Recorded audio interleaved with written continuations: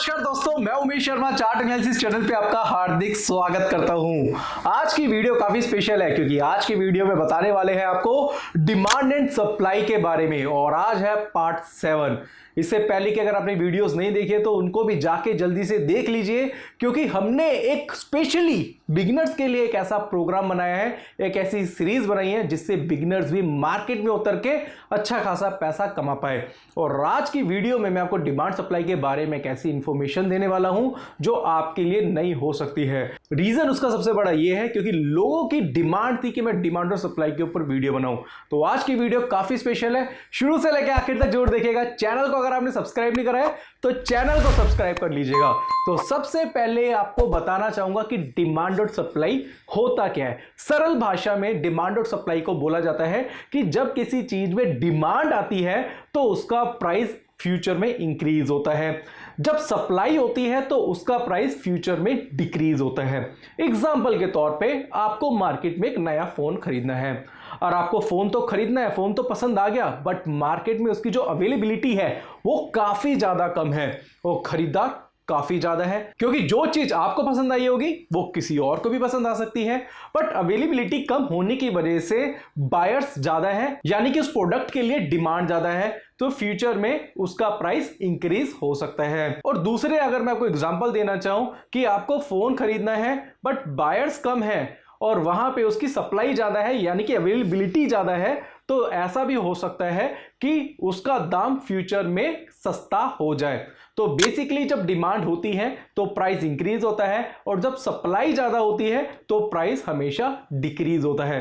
But market का जो fundamental है वो ये है कि मार्केट चलता है डिमांड और सप्लाई पे, और मार्केट में बायर्स भी हैं और सेलर्स भी हैं। अगर बायर्स ज्यादा होंगे तो मार्केट हमेशा बढ़ेगी और सेलर्स ज्यादा होंगे तो मार्केट हमेशा गिरेगी। तो ये इसका एक फंडामेंटल है। अब यहां पे अगर हम आगे जाते हैं तो इसको समझते हैं कि ये एक रेजिस्टेंस और सपोर्ट जोन है। अगर आप चार्ट पे देख रहे हैं तो ये एक रेजिस्टेंस जोन है और ये क्या है, एक सपोर्ट है। ये रेजिस्टेंस है, ये एक सपोर्ट है। मार्केट हमेशा रेजिस्टेंस और सपोर्ट पे काम करता है, बट अगर ब्रेकआउट देखने को मिलता है तो वहां पे एक डिमांड आती है तभी ब्रेकआउट होता है, और ब्रेकआउट के बाद फिर से मार्केट क्या है, एक रेंज में चलता है। इसी तरीके से मार्केट का काम करने का नेचर यही होता है। बट अगर इसे हम और डिटेल में समझेंगे मार्केट के स्ट्रक्चर को, तो मार्केट का स्ट्रक्चर क्या है, वो ये है कि मार्केट में जो बॉटम पे होता है एक्लुमिनेशन जोन, यानी कि एक्लुमिनेशन क्या होता है उसके बारे में थोड़ा सा बताना चाहूंगा। वो होता है कि जब मार्केट में बाइंग होती है, जब डिमांड मार्केट में पैदा की जाती है या आ जाती है, तो उसको बोलते हैं एक्लुमिनेशन जोन। इसको हम डिमांड जोन भी बोल सकते हैं। हमेशा एक्लुमिनेशंस के बाद मार्केट में तेजी आती है और मार्केट में तेजी के बाद फिर होता है डिस्ट्रीब्यूशन। डिस्ट्रीब्यूशन होता है जब जो एक्लुमिनेशन वाला यानी कि जो इसने एक्लुमिनेट करा है वो यहां पे क्या करता है, प्रॉफिट बुकिंग करता है। जब प्रॉफिट बुकिंग करता है तो क्या होता है कि यहां से इसको बोलते हैं डिमांड जोन, इसको बोलेंगे सप्लाई जोन, और जब सप्लाई डिमांड से ज्यादा हो जाती है तो मार्केट में आता है एक फॉल और फिर रीएक्लुमिनेशन होता है, मार्केट गिरता है। फिर क्या होता है, जो सप्लायर है वो यहां पे सेल करके अगेन यहां पे बाय करता है और उसके बाद मार्केट में फिर से एक तेजी आती है और फिर से मार्केट का जो नेचर है काम करने का वो इसी तरीके से चलता है, यानी कि एक्लुमिनेशन, डिस्ट्रीब्यूशन, रीएक्लुमिनेशन, डिस्ट्रीब्यूशन। हमेशा हमें इस फंडामेंटल को यूज करके या इस टेक्निकल को यूज करके हमेशा हमें प्रॉफिट करना होता है। बट इसलिए मैं आपको बोलना चाहूंगा कि डिमांड सप्लाई को समझना इसलिए ज्यादा जरूरी है जिसकी वजह से आप एक्लुमिनेशन और डिस्ट्रीब्यूशन जोन को भी अच्छी तरीके से समझ पाए। अब हम आगे बढ़ते हैं और यहां पे देखेंगे कि स्ट्रक्चर क्या होता है मार्केट का। जैसे कि हमने अभी थोड़ी देर पहले बताया कि ये क्या है, ये एक्लुमिनेशन है। अगर हम इसको समझेंगे कि मार्केट जो है एक्लुमिनेट कर रहा है, एक्लुमिनेशंस के बाद क्या होता है कि मार्केट में एक तेजी आई, अप ट्रेंड आया, अप ट्रेंड के बाद क्या हुआ, यहां पे जाके मार्केट क्या है, डिस्ट्रीब्यूट हो रहा है। अगर हम इसको समझेंगे, यानी कि हमने जो पुराना चार्ट देखा था वो भी कुछ इसी तरीके का था, बट यहां पे बाय कैसे करना है यानी कि डिमांड जोन को कैसे समझना है, उसके लिए कहीं ना कहीं आपको क्या है, टेक्निकल एनालिसिस सीखना पड़ता है। जिसकी वजह से जैसे मैंने काफी ज्यादा चीजें बताई, यानी कि हमने जो लास्ट टाइम पे जो कैंडलस्टिक पैटर्न बताए थे वो आपको यहां पे देखने को मिल सकते हैं। रेजिस्टेंस सपोर्ट का जोन होता है, वो आपको देखने को मिल सकता है। इसके साथ साथ ट्रेंड लाइन और भी बहुत तरीके के पैटर्न्स हैं जो आपको टेक्निकल एनालिसिस में समझ में आएंगे।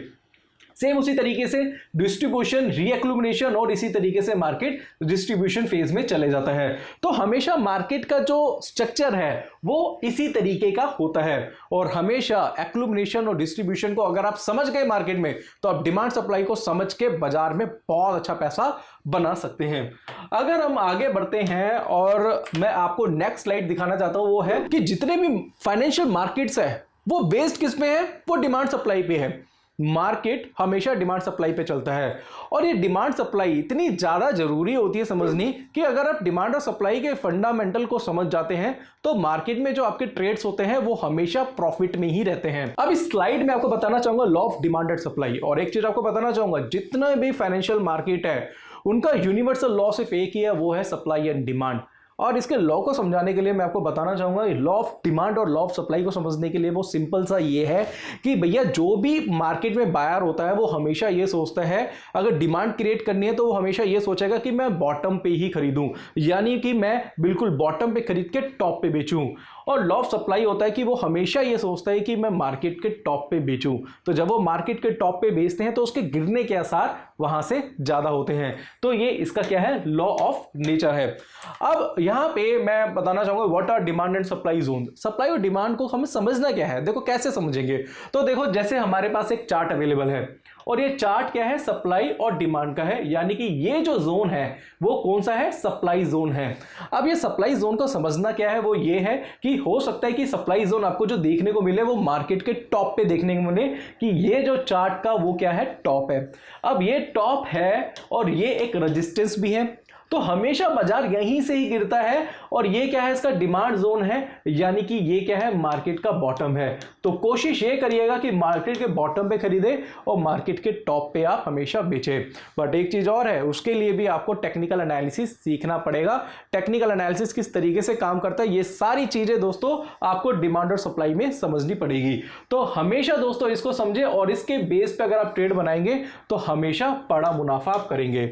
साथ साथ मैं आगे आपको बताना चाहूंगा कि जो ट्रेंड कंटिन्यूस बेस्ड होते हैं वो कैसे होते हैं। जैसे कि अगर आप देखेंगे मार्केट में गिरावट आई, उसके बाद क्या हुआ, एक सप्लाई जोन बना। ऐसा भी होता है कि जब बाजार गिरता है तो हमेशा गिरने के बाद कंसोलिडेट होता है। अगर आपको बाजार ज्यादा कंसोलिडेशन फेज में दिखे तो इसका मतलब यह है कि वहां पे अगर वॉल्यूम भी कम हो, क्योंकि वॉल्यूम एनालिसिस भी करनी बहुत जरूरी है कि मार्केट तो यहां पे चल रहा है बट यहां पे वॉल्यूम्स तो देखेंगे वो बहुत ज्यादा ड्राई है, बहुत ज्यादा कम है। और जब ये ब्रेकडाउन आता है, ब्रेकडाउन के बाद अगर वॉल्यूम्स अगर आपको बढ़ते हुए दिखाई दे तो समझ लेना कि बाजार में एक बड़ी बिकवाली आगे भी आएगी।